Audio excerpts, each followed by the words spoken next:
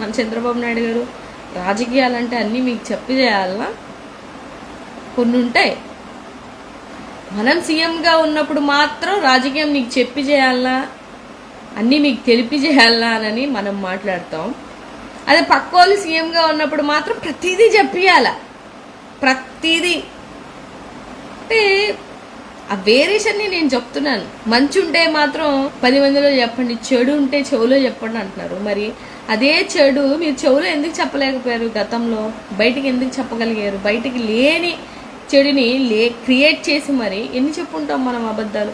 Highest joke ఏంటంటే 14 లక్షల కోట్లు ఈ రాష్ట్ర ప్రభుత్వం అప్పు చేసిందని చెప్పేసి 5 ఏళ్ళు విచ్చలవిడిగా ఏది పడితే అలాగా, ఎలా పడితే అలాగా అబద్ధాలు చెప్పి చెప్పి చెప్పి చెప్పి తీరా ఆయన నోట్లో నుంచో వచ్చినటువంటి మాట, లేకపోతే బడ్జెట్లో మొన్న పెట్టినటువంటి అప్పు ఏందయ్యా అనంటే ఆయన సింపుల్గా ఏమన్నారంటే, యాక్చువల్గా నేను కూడా అక్కడో ఇక్కడో విని నిజమేమో అనుకున్నాను, ఆ న్యూస్లలోనే ఎక్కడో గాలివార్త ఇది, అందుకే నేను నిజం అనుకొని చెప్పానని చెప్పేసి ఆయన నోట్లో నుంచి సాక్షాత్ నుంచి మాట్లాడినటువంటి మాటలు. రాష్ట్రం ఇంత తప్పు చేసింది. నిర్మలా సీతారామన్ గారు చెప్పారు, విన్నామా? వినలేదు. అసలు ఇంత కర్మ ఏంటంటే ఒక సెంట్రల్ మినిస్టరు, ఒక ఫైనాన్స్ మినిస్టరు ఆవిడ వచ్చి, ఒరే నాయన వాళ్ళు చేయలేదురా బాబు అప్పు అంతా, ఇదిగో ఇంత అప్పు చేశారంటే కూడా మనం నమ్మలేదు. అది గొప్పతనమైనటువంటి విషయం. ఇవాళ ఏవైతే చెప్పారో అవన్నీ ఇప్పుడు ప్రూవ్ అవుతున్నాయి. వాళ్ళని ఎవరైనా సరే మీరు ఈ లైవ్ చూసిన వాళ్ళు ఎవరైనా సరే న్యూట్రల్ గా ఉండి వాళ్ళని అడగండి. ఇది లాస్ట్ ఇయర్ పరిపాలించినటువంటి గవర్నమెంట్ ఎంత అప్పు చేసిందో అడగమనండి. కొంచెం చెక్ చేయండి. వాళ్ళు పెట్టినటువంటి బడ్జెట్ ఎంత పెట్టారు అనేది చెక్ చేయమనండి. తీరా చూస్తే 4 లక్షల కోట్లు చిల్లర అప్పు ఉంది. అందులో 2014 ఆ టైంలోనే 2 లక్షల కోట్లు వాళ్ళు చేసినటువంటి అప్పు ఉంది. ఇది 19 ఈయన చేతికి ఇచ్చే టైంకి వాళ్ళు ఇచ్చినటువంటి అప్పు. ఆయన ఎంత చేసినట్టు జగన్మోహన్ రెడ్డి గారు అప్పు 2 లక్షల కోట్లు. ఫర్ సపోజ్ చెప్తున్నా, మీరన్న 14 లక్షల కోట్లు ఎక్కడా? ఈ 2 లక్షల కోట్ల అప్పు ఎక్కడా? మనం ఏం చేసాం? 1 ఇయర్ అంటే 11 నెలలకి దగ్గర 1,60,000 కోట్లు అప్పు చేస్తాం మనం. ఏది సంవత్సరానికే. మరి ఇంకా 4 సంవత్సరాల పరిస్థితి ఏంది? ఇప్పుడు ఎంత అప్పు చేయడానికి రెడీ అయిపోయాం మనము. సో ఏది గుడ్డిగా నమ్మేసి ఇదే నిజమేమో అని అనుకుంటే ఏమవుతుందంటే ఇదే అవుతుంది. నాకు బాగా గుర్తు నేను సిద్ధం సభలు ఆ టైంలో నేను బాగా ఒక వర్డ్ అంటే ఒక మాటకి చాలా ఇన్స్పైర్ అయ్యా. ఏంటి అని అంటే, జగన్మోహన్ రెడ్డి గారు ఒక మాట అంటారనమాట, ఈ ఎలక్షన్ పేదోడికి పెత్తందారికి జరగబోతున్నటువంటి యుద్ధం అని చెప్పాడు. అది ఎవరికి అర్థం కాల ఆ రోజు. ఏందో జగన్ ఏదో చెప్తాడులే, పేదోడికి పెత్తందారులకు జరగబోయే యుద్ధం ఏంటి అని అనుకున్నామా? కానీ ఇవాళ గ్రౌండ్ రియాలిటీలోకి వెళ్తే ఏం జరుగుతుంది అనేది ఒకసారి ఆలోచించుకోండి.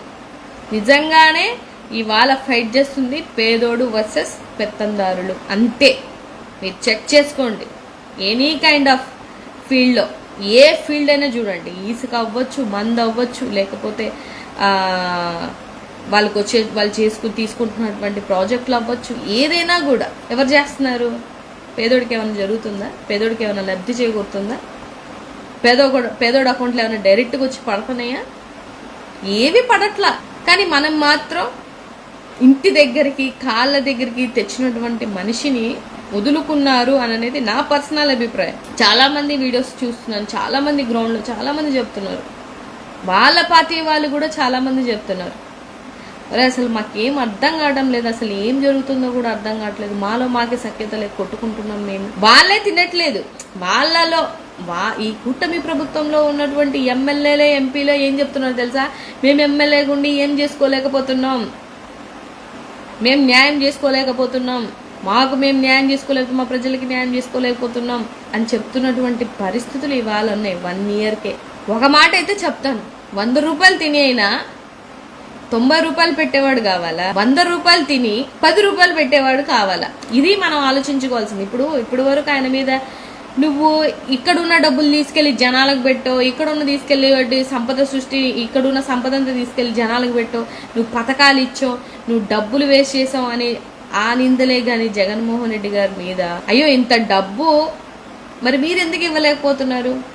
మద్యం మీద వచ్చినటువంటి డబ్బులన్నీ పథకాలకి ఇచ్చినటువంటి జగన్మోహన్ రెడ్డి గారు అని చెప్తున్నటువంటి మీరు, మరి మీకు వస్తున్నాయి కదా విచ్చలవిడిగా, సిండికేట్లు వేసేసారు కదా, మరి ఈ డబ్బు అంతా మరి పథకాలకి ఇవ్వచ్చు కదా, పేదోడికి పెట్టచ్చు కదా. అచ్చా పెట్టం, మనకు పెట్టాలని కూడా రాదు, పెట్టం కూడా. సో మనకంటూ మన బాధ తెలిసి మనకు ₹1 పెట్టినోడు కావాలి. అదిలే మనకి ఇవాళ ఎనీ కైండ్ ఆఫ్ చూడండి, జాబ్స్ చూడండి, యువతను చూడండి ఎలాంటి పరిస్థితిలో ఉన్నారు ఇవాళ. మీరు వేసినటువంటి మెగా డిఎస్సి ఎంత అబద్ధం, ఎంత హైడ్రామాలు, ఇదంతా అందరికీ చాలా క్లియర్గా కనిపిస్తున్నటువంటి విషయం. నేను ఎప్పుడు చెప్పేది ఏంటంటే, ఇప్పుడేదో నేను వచ్చి చెప్పానని అనుకుంటే అది మీ మూర్ఖత్వం. జరుగుతుందే నేను చెప్తున్నా, కళ్ళకు కనిపిస్తుందే నేను చెప్తున్నా, చదువుతుందే చెప్తున్నా, చూస్తున్న జీవాల కోసమే చెప్తున్నా. అన్ని జీవోలు తీసుకొని వచ్చారు, అది అడిగితే తప్పంటే ఎలాగవుతుంది? రాష్ట్రంలో ఒక ఓటర్గా మనకు కొన్ని బాధ్యతలు ఉంటాయి, అడిగే బాధ్యత, అడిగే హక్కు ఉంటుంది. ఆర్టికల్ 19 ప్రకారం ఫ్రీడమ్ ఆఫ్ స్పీచ్లో మనకు మాట్లాడే స్వేచ్ఛ ప్రతి ఒక్కరికి ఉంటుంది. కానీ ఎలా పడితే అలా మాట్లాడితే నేను కూడా ఒప్పుకోను. కానీ బట్ సబ్జెక్ట్ పరంగా మనం మాట్లాడినప్పుడు జవాబు చెప్పాల్సినటువంటి బాధ్యత కూడా ప్రభుత్వం మీద ఉంటుంది. ఆడవాళ్ళని నానా హింసలు, బూతు మాటలు, బూతు హరాస్మెంట్లు ఇన్ని జరుగుతున్న ప్రతి ఒక్కటి ఆయన చూస్తున్నారు. కాబట్టే అంత ఓపెన్గా ఇవాళ ఆయన చెప్పినటువంటి మాట ఏంటంటే, డెఫినెట్గా 2029 ఎక్కడున్నా ఏం చేస్తున్నా సముద్రాలు దాటైనా తీసుకొని వస్తాను అని ఆయన అంత భరోసా ఇస్తున్నాడు అని అంటే, ఆయన కళ్ళారా చూస్తున్నారు, ఆయనకి తెలుస్తుంది. ఎందుకంటే ఎంతమంది జైలుకి వెళ్తున్నారు, ఎంతమంది తిరిగి వస్తున్నారు, వాళ్ళ ఫ్యామిలీలు ఎంత సఫర్ అవుతున్నాయి, మళ్ళీ వాళ్ళు బయటకు వచ్చాక జగన్ అన్నని కలిసినాక ఆయన ఎంత భరోసా ఇస్తున్నారు, ఎంత ఫైనాన్షియల్ సపోర్ట్ ఇస్తున్నారు అని అనేది అందరికీ తెలుస్తున్నటువంటి విషయం. అసలు ఈ సందర్భంగా నేను త్రూ ఫేస్బుక్ ద్వారా లీగల్ టీం వాళ్ళకి మాత్రం నిజంగా హ్యాట్స్ ఆఫ్ చెప్పాలి.